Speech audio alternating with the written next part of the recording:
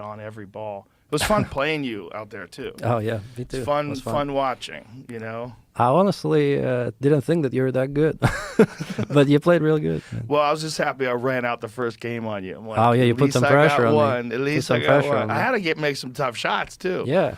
That's a tough table too. That 4 1/4 inch Yeah, diamond. That's not an easy table. No, it's not. Yeah, but I got excited. I was excited to play you because I don't get a chance to play. I play my friend Sean, but I don't get a chance to play like You beat real him? elite players. He wins some games. Yeah. So when I fuck up, he gets out. He gets out. He can win some games, but not like you. You know. Yeah. Well, I appreciate it too. Hey, my pleasure. So, when you decided, like, pool as a profession is there's a small handful of people that make a good living. Oh, very small. Yeah. Yeah, very small handful, and then everybody else is just basically doing it because they have a passion for it. Yeah. Yeah.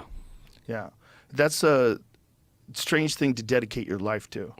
Like, because a lot of people feel like it's one of those things where if you get really, really, really good at it, you go, damn, I could have got really good at something else and I'd be rich. For sure. Like if you got really good at tennis, you'd be rich. Yep. If you were really good at golf, you'd be rich. But honestly, the way I see it, the game is growing nowadays, and the prize money is getting bigger and bigger. It is. Well, Matchroom Pool is doing a great job. They put on a lot of tournaments, and you could watch them on DAZN, the app, the streaming app. But it's an underappreciated game that occasionally blows up in America. Like when The Hustler came out, everybody wanted to play pool. And then there was like a lull, and then The Color of Money came out with Tom Cruise and Paul Newman, and everybody wanted to play pool. And pool rooms exploded all over the country, and it was on ESPN. But then slowly but surely, it kind of fades. And it's in a position now where I think the internet is really doing a good job of bringing it back. And I have some ideas of my own, what I want to do. And one of the things that I want to do is I want to host matches here. And me and my friend Tommy from the East Coast, who's a really good player, do commentary and put it up on YouTube. Sure, that'd be great. Fun. I think it'd be a fun thing to do. Sure. And to get a guy like, maybe you versus a guy like Mika Immonen or a guy like Shane Van Boning and have you guys play matches. Absolutely. For prize money. That'd be fun. Yeah. Good, right? Yeah. I think I've been trying to figure out ideas to make pool more popular.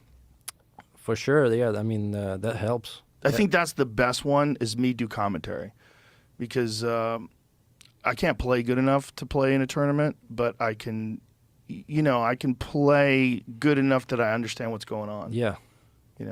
Sure. So there's a hope. Well, that sounds real good. Yeah. So when you first started going to Europe and playing, how old were you then? I was 14 when I went to, or 13 when I went to my first Euro tour.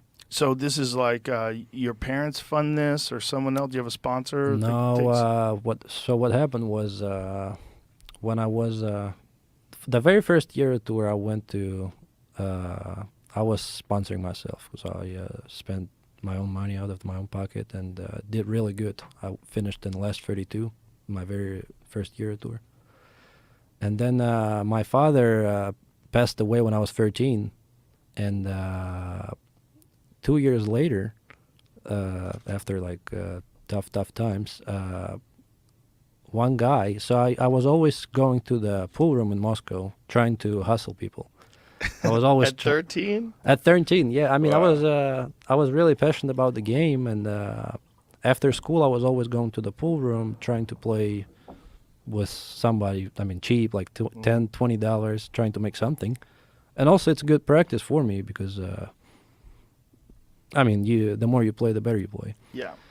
And there was one guy. His name is Mike Nikolaev, and I know he was playing worse than me, and we were playing for like $15 per set. So I was going and, thinking that, it's free money, $45, win a couple of sets, and go back home. I get there, and I only had like $20 with me. I had no money. And I ended up losing all of the sets, all 3 sets. I don't know how it happened, but I lost everything, and I told him that I'll pay him later, and then the same evening, he messaged me. You know what? We have to meet again tomorrow. And when I came to the pool room, he offered me a sponsorship.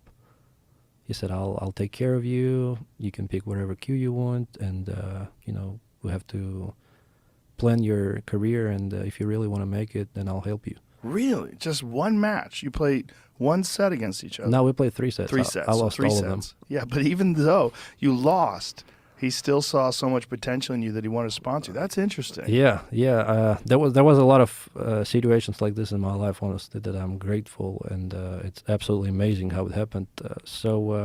Yeah, after this, we started with some European tournaments. I went to Norway, Sweden, some Euro tours, and I wasn't really winning, but I had a slightly progression, and I was always practicing and trying to get better.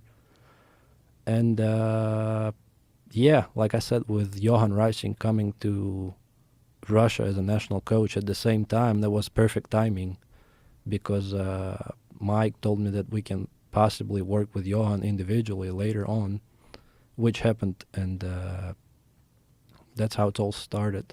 That's so fortunate. Yeah, it is. Isn't that crazy how that works? How one encounter with someone can change your entire life. Oh yeah, Mike and his brother Vladimir, they helped me so much, and it's crazy how it happened. Then we went to Derby City Classic. People saw how I play, and then How old were you then? 16. 16 at the Derby City. So Mike, They wouldn't even let you in this year, right? I think you have to be. last year they changed the rules because of the casino, Yeah. and I didn't play the year before. Well, it used to be on a boat, right? Yeah. Which is like, there's a term, riverboat gambler. I was good friends with this guy who was a really hilarious pool player who used to call everybody, "Oh, he's a riverboat gambler." Like everybody who is like a wild, crazy gambler, he would call a riverboat gambler. So I thought it was so appropriate when they moved Derby City to an actual riverboat. Yeah. But I would imagine, like, do they have to deal with waves? Does the boat move? I don't know. I mean, that sounds stupid for pool. It is. I mean, unless that sucker's anchored into the ground, like it's going to move around. Like the balls could shift. Yeah. Like if somebody drives by and leaves a big wake, Yeah. you know, the tables could move a little bit. So yeah, what happened was then the year after, I came to Derby and I did good in that invitational tournament. And on the side, I used to always hustle and do something like bet on the matches and trying to win a little more.